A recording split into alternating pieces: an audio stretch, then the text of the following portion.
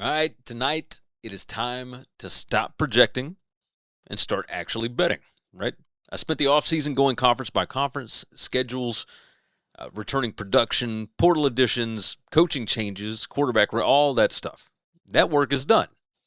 Today, I go over my favorite win total bets, and I go over the whole board. I've got 6 overs, 5 unders, one sleeper that I don't feel like anybody outside of their own conference is talking about, and then 2 public trap bets where it's teams wearing jerseys of teams you probably already love or at least respect. Now, here's the only rule that matters before we start. We are not betting who is good. We are betting a number. Make sure that we iterate that going forward. A team can go 5-7, disappoint everybody in its own fan base, and still cash an over at 4.5. Right? Another team can win 8 games, finish ranked, get to a nice bowl, and still lose an over 8.5 ticket. We ain't grading talent. We're grading a line. So go ahead, separate the 4 buckets in your head right now because we're going to treat them all differently, right? Overs are teams that the market is underpricing. Unders, teams the market's overpricing, usually because of brand or logo or a memory of last year. The sleeper is one team that almost nobody's talking about that I think could quietly outperform their number. And then the traps, teams that are genuinely good, that you're going to want to bet anyway, and that I'm going to try and convince you not to. So, 4 segments. Let's get to work. All right, let's get to my 6 favorite win total overs.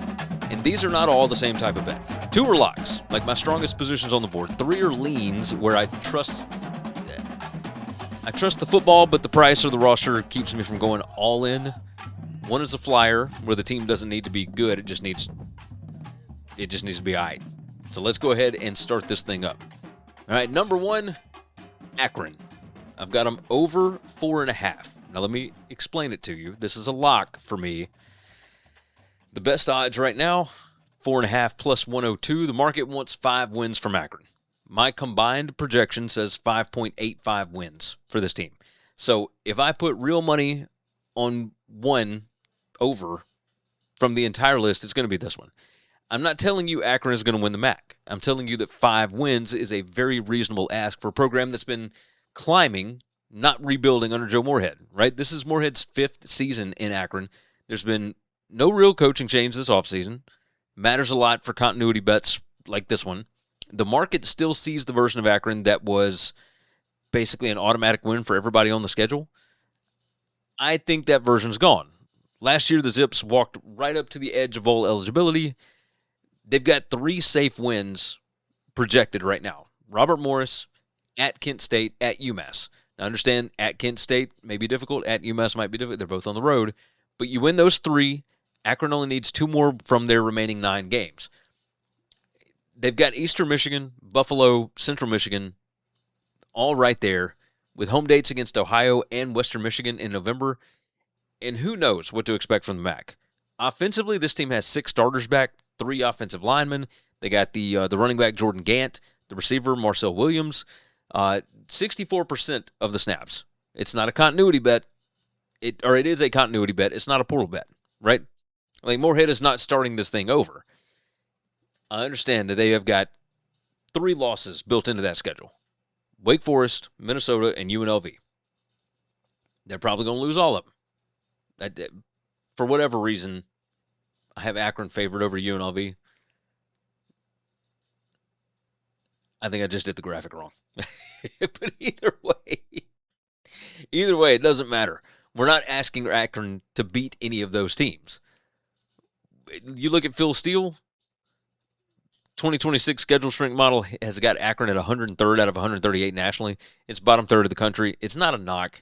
It's the case here. This is one of the softer overall draws in the sport on top of a program that's already trending up. I think Vegas is still pricing old Akron. My numbers see a team that is closer to 6 wins than 4. So I'm going to go with this. Give me Akron over 4.5 at plus 102. Number 2, Washington State. I am going over 4.5 wins. Best odds right now, so when I did the graphic, it was minus 166. The best odds right now are minus 160. Now, before we fully get into it, coaching change here, right? Jimmy Rogers left Pullman for Iowa State right after last season. Kirby Moore comes in. This is the third head coach in 3 years. He was previously Missouri's offensive coordinator. He is the new head coach. And then Trent Bray, the former Oregon State head coach, he's going to be running the defense. Keep that in mind as you bet this. This ain't the same staff that built last year's number. My combined projection on this team is 6.51 wins. The market wants 6. In this case, the one that we're betting, it only wants 5. This is my second lock here. So one thing that you do need to make sure and pay attention to with these Pac-12 teams is, are they grading it based on the first 11 games of the schedule or on the 12-game schedule? For me, the 4.5 is based on the 11-game schedule. There are some 5.5s out there, and that's based on the 12-game. So the 4.5 works for me. All right. Washington State opens at Washington, at Kansas State. Probably going to go 0-2. And you're going to hear people call the ticket dead by mid-September. Probably. Ignore them. This is a season total bet. It's not a September record bet. The 3 safest projected wins, Duquesne, Colorado State, and Oregon State. But there's a lot of toss-ups here. You add home games against Arizona, Fresno State, and Boise State and Pullman. Cougars aren't being forced to travel the whole league to find their number. The way that the schedule sets up, I think they can get to 5 wins. Like at 5 starters return, you get 54% of the snaps back on offense. This one leans more on the transfer portal than Akron does, but I trust their quarterback. Caden Pennick is like the ceiling piece, right? Real production, real mobility, a legit shot at creating explosive plays in a rebuilt Pac-12, and now playing for a new staff that inherited him rather than recruited him, I guess you could say. Well, that's not really accurate because Kirby Moore is the one that really got this thing done. Steele's schedule strength model puts Washington State at 72nd nationally. That's comfortably middle of the pack. It's not the top-heavy Pac-12 chaos gauntlet that, a narrative might suggest. The market priced the collapse of the old Washington State brand. It didn't fully price in this new quarterback, the home slate, or how many toss-ups this roster can win, because there's a lot. I mean, just a ton of toss-up games that I think they can hang in. So I'm going to take Washington State over 4.5, and I know it's juiced a little bit, minus 160.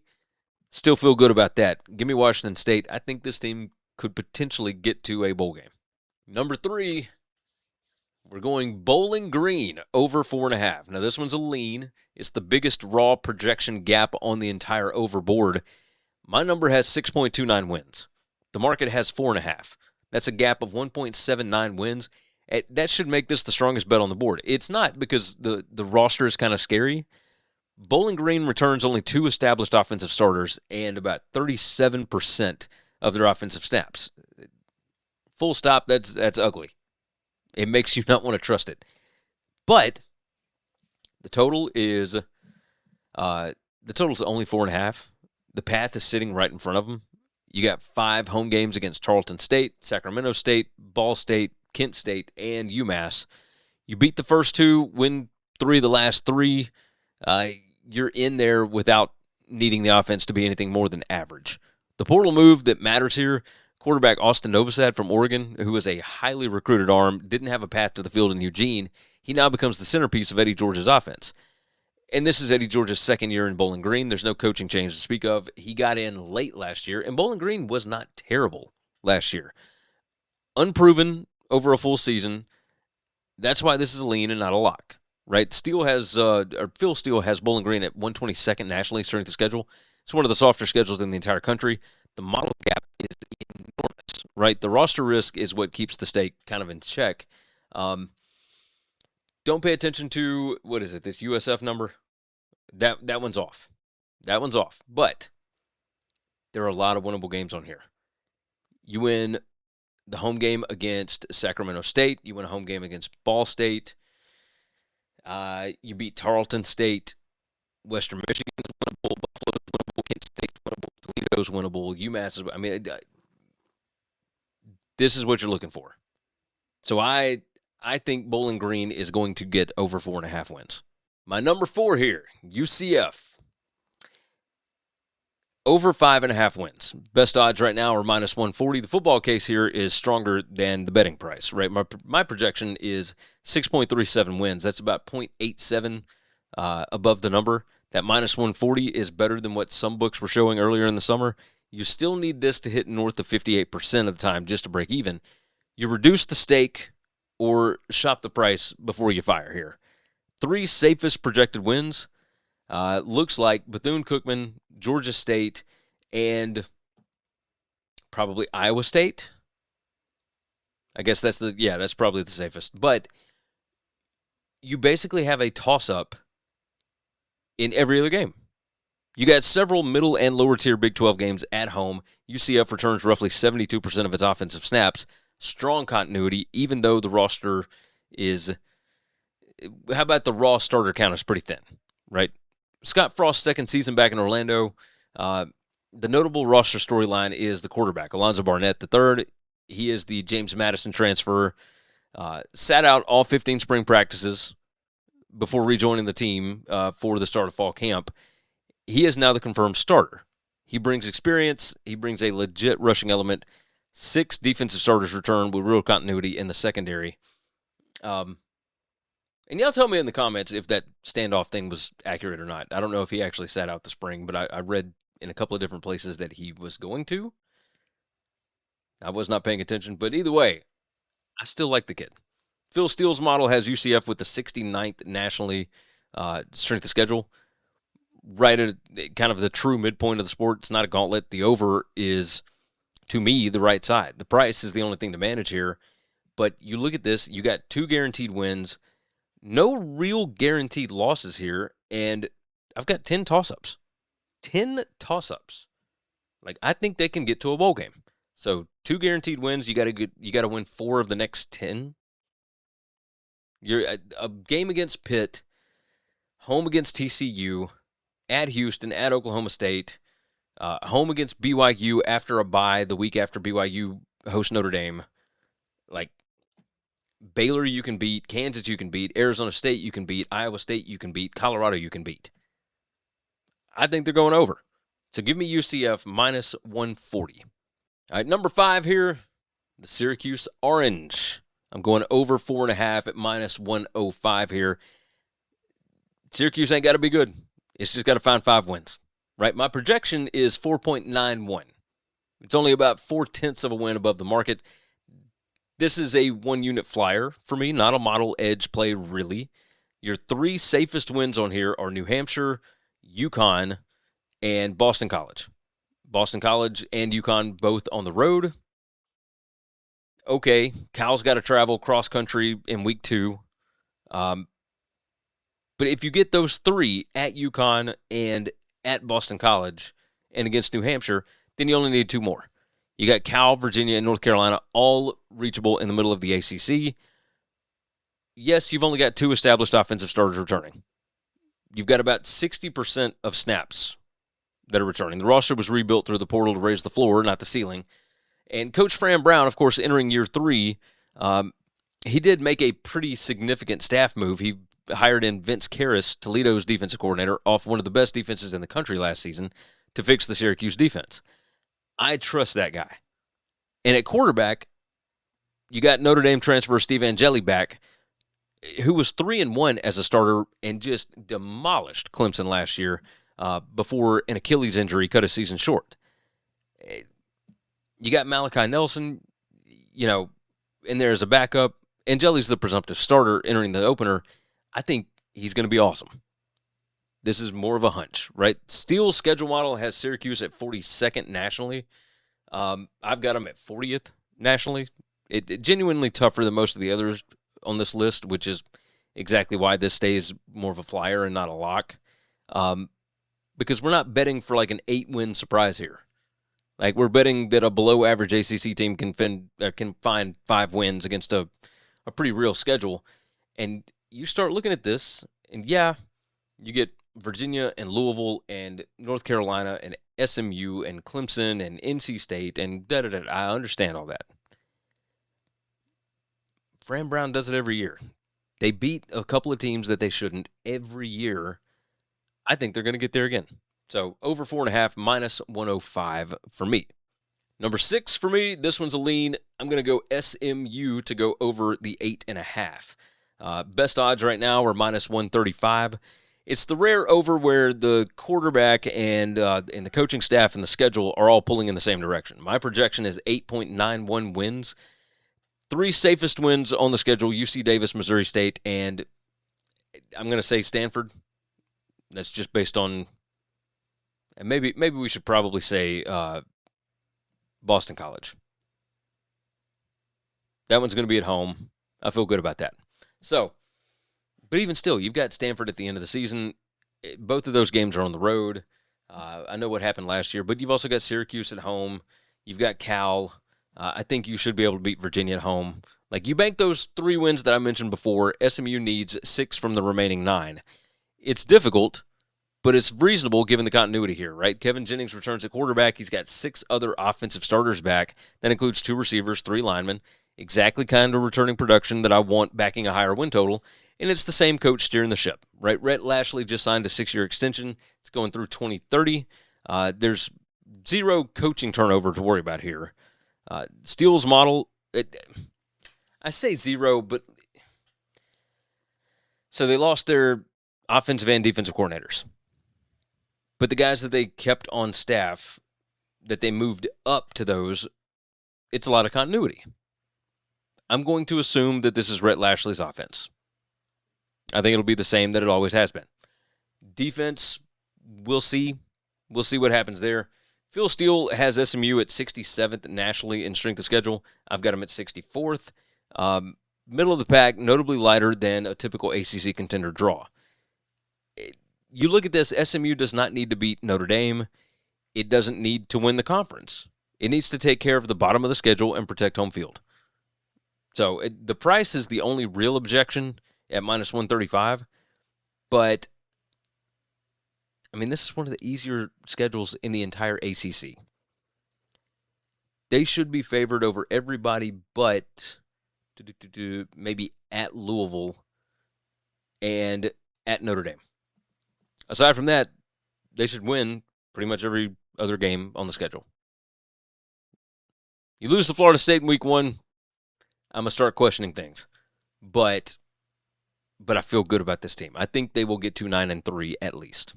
All right, so let's recap our overs. Akron and Washington State are my locks here. I feel the best about those. Bowling Green, UCF, and SMU are the leans. Syracuse, the flyer. Go ahead and write these down. We're going to check receipts in November. I'll feel good about that. But now, let's go ahead and move to the unders. Are you tired of sore knees or joints slowing you down? Go Sleeves uses built-in kinesiology tape technology to give you support, reduce pain, and help you recover faster. Use code WCE for 15% off over at GoSleeves.com. You want extra Winning Cures Everything content and a way to support the show directly? Head over to buymeacoffee.com/winningcures and become part of the community today. The public bets overs, right? Overs are fun. You get to root for the breakout quarterback in the undefeated stretch. Like, nobody wants to picture their team at 7-5 in August, but the sharps understand that unders are where the market pads its own hold because high-profile teams get inflated numbers every single summer. The logo creates excitement, right? Last year's record creates excitement. Excitement ain't a number. Underbetting takes patience. A team can start 4-0 and get every talking head in the country calling your ticket dead, and then the schedule turns, the close games stop bouncing your way, suddenly that same team is sitting at 7 wins with 3 brutal games left. We let the season play out, right? So let's start this thing off. Under number 1 is Houston. Under 8.5. All right, current best odds are minus 144 on this. This is the biggest gap on the entire underboard for me. My combined projection for Houston is 6.42 wins. The market wants 9 at that number. There's some places that it's already moved down to 7.5. I've got more than 2 full wins of daylight here. Houston is easy to love without the number in front of you. I mean, they had 10 wins last year. Connor Wigman's back at quarterback. They got, 68% of offensive snaps returning. And, I mean, it's Willie Fritz with his third season in Houston. He's got the program turning the right way. That's exactly what makes this dangerous. Houston won 6 one-score games last season. Like, that's not fraud necessarily. Quarterback play and coaching matter in close games, but it's an enormous regression flag. You flip 2 of those results, 10 wins becomes 8. Flip 3, and all of a sudden it's 7 wins last year. Now, you stack the schedule on top, 5 conference road games. That includes trips to Texas Tech, Kansas State, and Houston. That's 3 of the toughest environments in the league. Even several of the manageable games project as one-score affairs, and that means that, the same variance that bailed Houston out last year has to cooperate again. Phil Steele's 2026 model has Houston at 60th nationally for schedule strength. I've got them at 58th. It's not brutal, but it is real, and it's paired with that road slate. It's enough to make you not fully believe in the Cougars. Like, this isn't a bet that Houston collapses. They could absolutely finish 8-4. They could be ranked in October, but the ticket would still cash because the ask at this number is 9 regular season wins against the schedule that says otherwise. You start to look at this, they'll probably start 3-1, lose that game at Texas Tech, but then you got to worry about UCF, Kansas State, Oklahoma State, Utah before your bye. And then once you get into Week 10, you got Cincy at home, at Colorado, at West Virginia, and then home against Baylor. All of these are losable games. They're all winnable, but this is a tough slate. So I'm going to go under 8.5 on Houston. Under number 2 for me is the Texas Longhorns. Under 9.5. Best current odds are minus 135 on that. And let me be clear before I say anything else. I do believe Texas can be one of the best teams in the country. I believe Texas can make the playoff. I believe Texas can win a playoff game, and I still like the under. That's the whole point of betting the number instead of the name on the jersey. You guys understand this. My combined projection here is 8.7 wins. Market needs 10. A 9-3 Texas team, excellent by any measure, still loses this over. Right? The offensive continuity is pretty absurd. Roughly 98% of the offensive snaps return. And when I say that, by the way, that is bringing in starters from other teams as well, right? We're looking at experience snaps. You got Arch Manning back. The roster is loaded with future NFL players. Nobody questions the talent. But Sark is back for year 6, and Will Muschamp is the new defensive coordinator. He takes over for Pete Kwiatkowski. It's the schedule that's the real story for me, not necessarily the sideline, although I'm curious about the defense. Like, do I trust Will Muschamp? Yeah, absolutely. However, is he going to be able to gel with this team right off the bat? Questionable. Muschamp hadn't been a DC in a little while. He was DC at Georgia, but he was a co-DC with Glenn Schumann. We'll see. We'll see what happens. Phil Steele has Texas with the single toughest schedule in all of college football. I've got them with the toughest schedule in all of college football. I've got number 1 out of 138. 6 preseason ESPN top 25 opponents among 10 power conference games. Ohio State's on the schedule. Tennessee. Oklahoma, that one's in Dallas, of course. Ole Miss at LSU, at A&M to close it out. I mean, you got 3 straight true road games at the back half of the year, at Missouri, at LSU, at Texas A&M. It's about as hard a closing stretch as exists in the sport. And, I mean, the math trap here is pretty simple. The public looks at every single game individually, decides Texas is going to be favored in nearly all of them, stacks that into like an 11-win expectation. Probability works differently across 12 games against the toughest schedule in the country. Even a team with a 65% win probability in most of its games is likely to drop 1 or 2 when you run it back that many times. Right? Arch Manning could be the best quarterback in the country. This would still be the right side to me. The brand says national championship. The schedule, objectively the hardest one that there is in the country, says that 3 losses is completely reasonable. 3 losses cashes the under for me. I'm going to take Texas under 9.5. Number 3 unders, the Arizona Wildcats. We're going under 7.5 here. Best number right now is minus 125 on this. My projection is 6.46 wins. That's more than a full win under the market. And I like some real things about this roster, right? You've got the experienced quarterback in Noah Fafita. You got a defense that should sit in the top half of the Big 12. Brent Brennan, of course, entering year 3. He just got a contract extension right after a 9-3 regular season. He promoted Danny Gonzalez to defensive coordinator. The problem is, to me, and Phil Steele, he's got Arizona's 2026 schedule at 59th nationally. I've got him at 33rd. And the shape of it's kind of brutal. At BYU, at Washington State, home for Iowa State, at Texas Tech, home for TCU, home for Utah, at Kansas State, closing at Arizona State. You look at that back half, there is not a single breather in there. And the teams,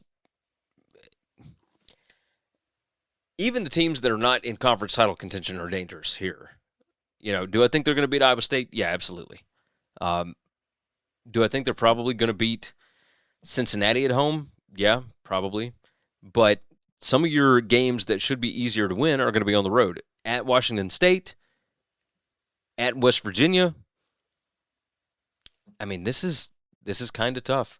I've only got 3 wins where I feel like the team is going to be where they're going to be favored by more than 1 score, where I project them to win by more than 1 score. And then, of course, you've got the loss at Texas Tech. So 3-1 right there. Can they get 6 more wins? I don't feel good about it. They returned 61% of offensive snaps. That's enough to avoid a collapse. Not enough to override a schedule that's this loaded. Like, you get one bad week in here at Washington State or an injury before whoever, a trap loss to a MAC team, or Northern Illinois is not a MAC team, Mountain West team, right? The whole over is going to be in danger at that point. Fafita does give Arizona a chance in every close game, but he can't play every position on both sides of the ball, right? This roster can play quality football all season, still land at 7-5. That's still going to cash the under for me. All right, number 4 for me is the Kennesaw State Owls. I'm going under 6.5 wins. The best current odds are minus 108 on this one. My combined projection is 5.83 wins. That's about 2/3 of a win under the market. The real story for me is not the model gap. It's the gap between last year's identity and this year's roster. Kennesaw State is the reigning Conference USA champion, and that memory, to me, is doing a lot of work in the public's head right now. I don't think it should be. The Owls return only 2 established offensive starters. Both of them are linemen, and they're blending 47 newcomers with 47 returning players. That's essentially half of a new team. Not even essentially. That's half of a new team. Coach Jerry Mack is back for year 2. He got his own extension after the CUSA title, so no coaching change, but there is a quarterback change, right? Last year's starter, Amari Odom, transferred out to Syracuse this offseason. The new starter is going to be Ricky Collins. The schedule doesn't do him any favors either. Home dates with West Georgia and Georgia State. Both of those I project as wins. Got a loss to Tennessee on there. And then after that, Arkansas State is non-conference. Then you got your conference slate that includes Jacksonville State, Liberty, season-ending trip to Western Kentucky. All legitimately tough outs. Steele's model has Kennesaw State at 114th nationally, which sounds soft, but a soft schedule and an easy path to 7 wins with a rebuilt offense are 2 completely different things, right? The championship banner does not protect the new starters. It doesn't make Jacksonville State or Western Kentucky on the road any easier. And Kennesaw State can remain one of the better-run programs in the CUSA and still finish 6-6, which is going to cash the under, and I feel good about that. I don't expect this team to be nearly as good as they were last year in the way that the schedule sets up at Arkansas State. So say you go 2-1 to start off with. Well, then I think you lose at Arkansas State. That's 2-2. Home game against Jacksonville State. I still think you probably lose that one. At Missouri State, maybe you win. Liberty, I think you lose. At Middle Tennessee, who knows? Maybe win that one. Home against Delaware. I feel good about this Delaware team. I think you probably beat Sam Houston. FIU is another toss-up, and I think you lose at Western Kentucky. I mean, I am expecting 5-7 to 6-6. We'll see what it looks like. Number 5, when I first talked about Iowa earlier in the offseason, I said I was going to go over because Kirk Ferentz teams always hit 8 wins, right? That's how it goes. It's always been that way. I have since changed my tune when I did the conference overview. Iowa under 7.5 is one of my bets, and the current best odds on this are Iowa under 7.5 at plus 120. It has changed a little bit. My combined projection here is 7.94 wins. The model technically leans over. I'm going to take the under at plus money. I see the coaching floor. I see the defensive identity the same as everybody else. Kirk Ferentz and Phil Parker, they've built a career on winning games that look impossible to win on paper. This is Ferentz's program. It's not going anywhere. You never treat an Iowa under casually. This they will turn a blocked punt and 2 field goals into an 8-win season more often than they should. But they got 56% of their offensive snaps returning. Only 3 offensive line starters are back, and the quarterback competition was unresolved deep into camp, specifically Frank Brown and Jeremy Hicklingsky, with Ferentz himself saying this summer it could run through most of August before it settled. Steele's model has Iowa at 57th nationally as far as strength of schedule. I've got it at 36th. I think the sequencing is the issue. Iowa could open 3-0, right? You got Northern Illinois, Iowa State, Northern Iowa. But then you hit Michigan on the road, Ohio State at home, Washington on the road. That is a brutal 3-game stretch. And then from there, you've got your bye. You play at Minnesota. Like, if you lose those 3, then you're 3-3 before you get to the back half, and you got to go 4-2 to be able to get to 8 wins. You got to go 5-1. If you lose to Michigan, Ohio State, and Washington, you have to go 5-1 against Minnesota on the road, Wisconsin at home, Northwestern on the road, Purdue at home, Illinois on the road, and Nebraska at home. You telling me they could only lose one of those games? I don't feel great about that. Like, if you're 3-3 before Halloween, and you got to go 5-1 against the rest of those just to reach 8, like it's not impossible. But I feel better about taking an under here. It's a lean. It's a override because my model disagrees with me. But it's also one of my favorite football reads because the quarterback uncertainty, the offensive limitations, this is a genuinely narrow path to 8 wins, and we're getting plus money to bet the under. So I'm going with that. All right, now to recap the unders, Houston is my biggest model edge and the strongest regression play. Texas, brand name schedule fades, not close. Texas has the hardest schedule in the country a lot of people. Arizona is the quarterback team that might get buried by its own draw. Kennesaw State is the defending champ that's in a roster transition. And Iowa is my plus money override. Like, some of these teams are going to look fantastic in September. Let the schedules do the work. The total gets graded after 12 games, not 4, unless you're a Pac-12 team, in which case it could get graded after 11. We'll see. Shirts, hoodies, hats, and more. The latest WCE merch is now available. Support and rep your favorite college football show today. Just visit winningcuresEverything.com/store. If you can't watch the show live, no problem. Subscribe to the Winning Cures Everything audio podcast and never miss an episode. Of course, make sure that you leave a 5-star review, and don't forget, it's available everywhere you get podcasts. If you can't watch the show live, no problem. Subscribe to the Winning Cures Everything audio podcast and never miss an episode. Of course, make sure that you leave a 5-star review, and don't forget, it's available everywhere you get podcasts. All right, let's talk about my sleeper team, and this is the team that nobody is talking about, and that would be the Ohio Bobcats. Current best odds, over 6.5 at -118, the under at plus 123. Ohio lost almost everything the market knows about it. But looking at the transfer portal, etc., I think it replaced everything it actually needs. Right? The number sits at 6.5. My combined projection is 7.83 wins. You got a gap of 1.33 against the market. If the transition hits, this team can win 8 or 9 games and be a factor in the MAC in November. Right? It's not a returning production sleeper.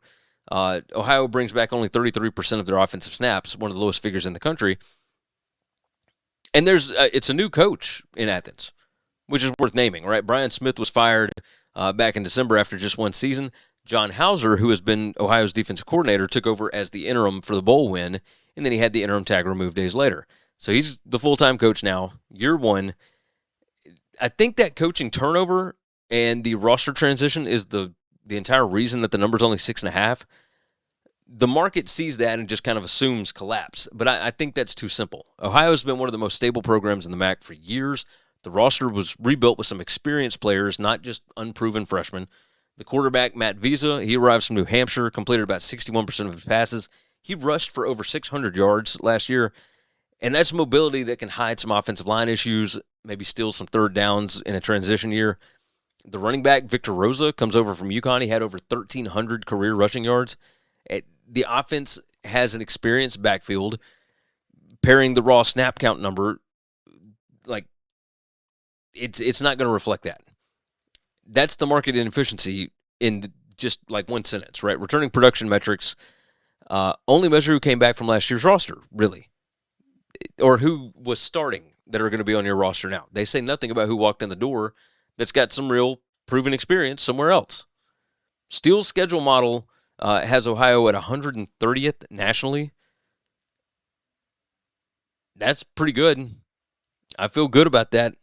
It's near the bottom of the country. It's one of the easiest schedules in the MAC. A transition offense doesn't need to face Murder's Row every week to find 7 wins, and this one isn't going to. Stonehill, likely win. Akron, winnable. The Bobcats avoid the kind of week-after-week gauntlet that would just sink a brand-new offense before it finds its footing. You got Akron, you got Kent State, and you got Stonehill all at home. You got New Hampshire at home, which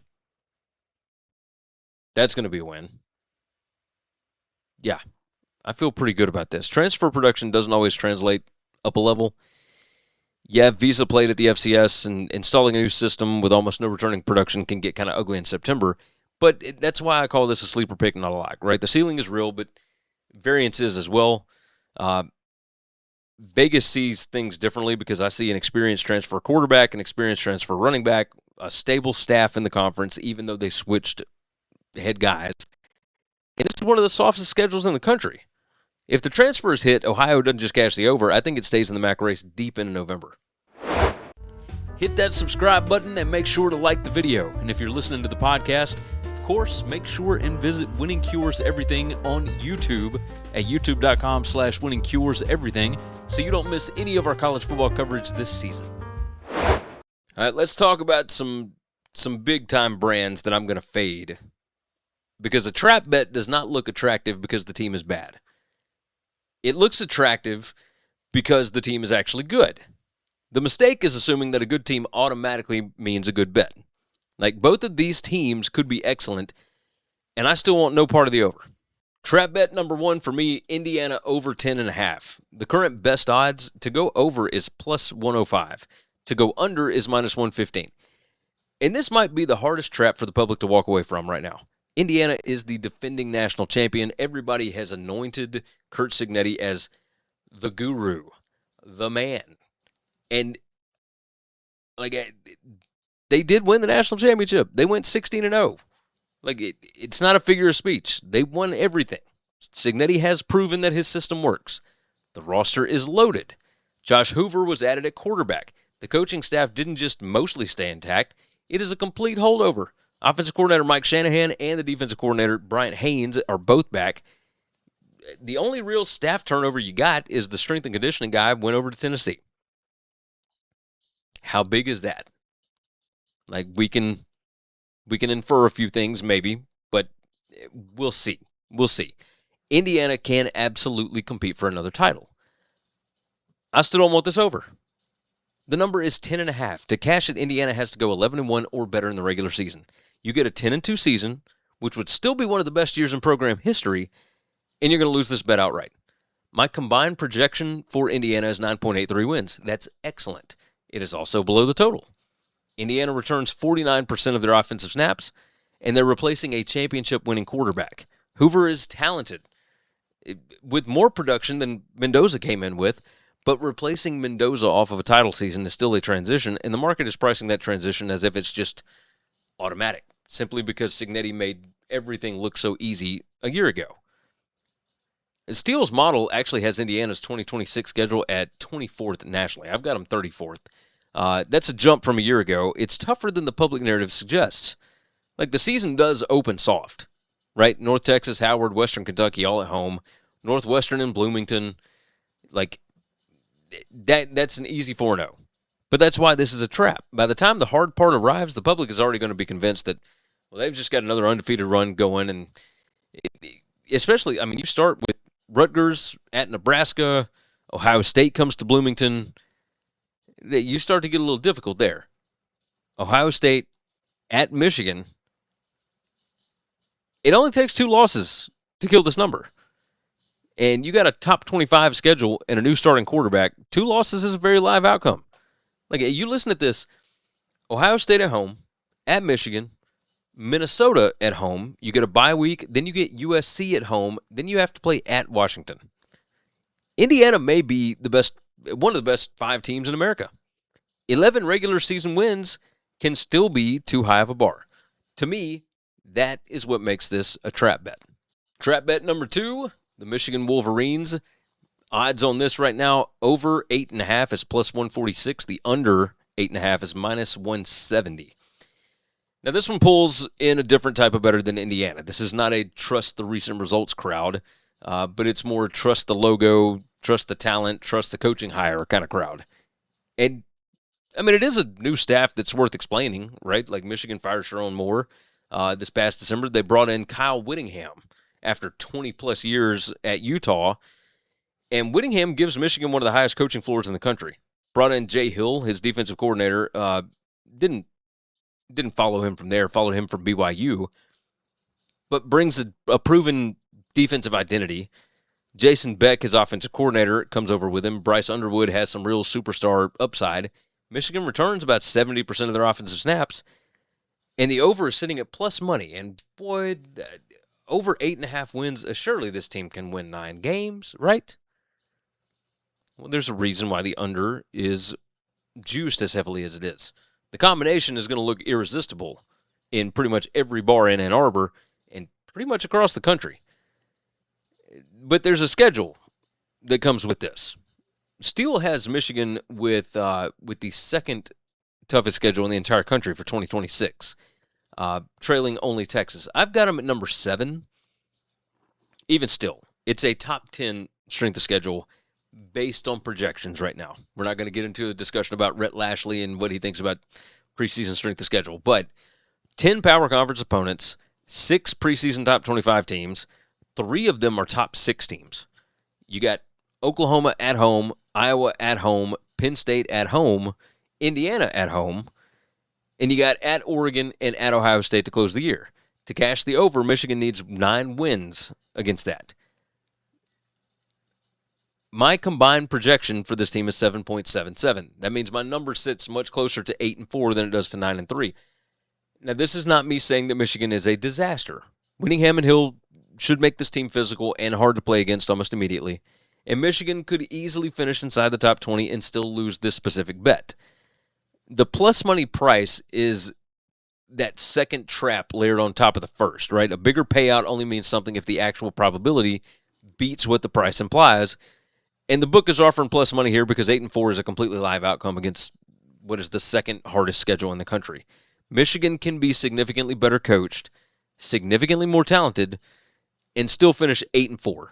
Right? If you want exposure to the roster, like, look for an alternate line or a different market. The over at 8.5 is the trap here. All right, recapping the trap bets. Indiana over 10.5. That's a brand tax fade, not a team fade. I still think that's a top 5 team. But that's a pretty impossible bar to climb. Michigan over 8.5 is a genuine schedule trap. Second hardest slate in the country. To me, the seventh. So top 10 schedule in the country. And it's a tempting plus money price. Both of these teams can be really good.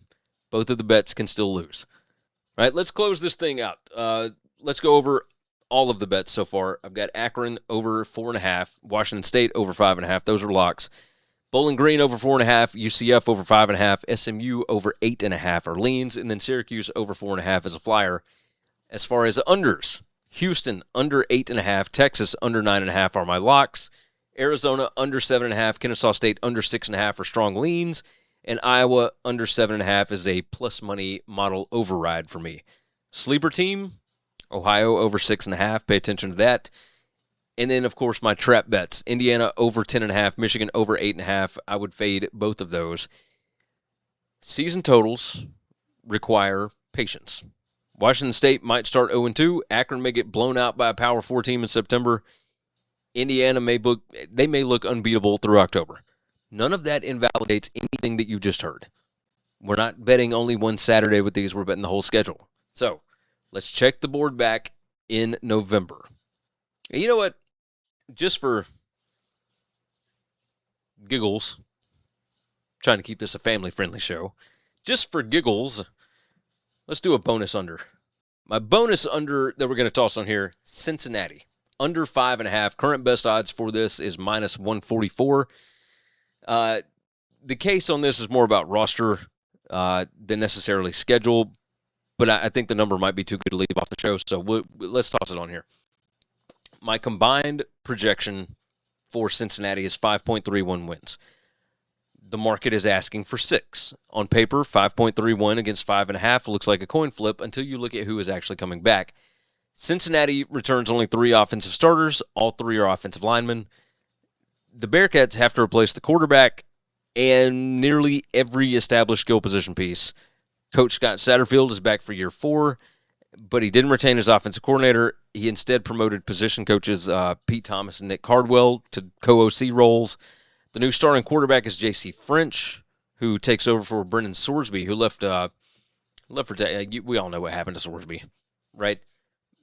I don't necessarily trust J.C. French. I was not a huge fan of him at Georgia Southern, but the offensive snapback number, I guess, is around 61%, which looks fine, but it isn't concentrated at quarterback, running back, or receiver, which is where continuity matters a lot in year 1 of a new coordinator staff and in a new passing offense.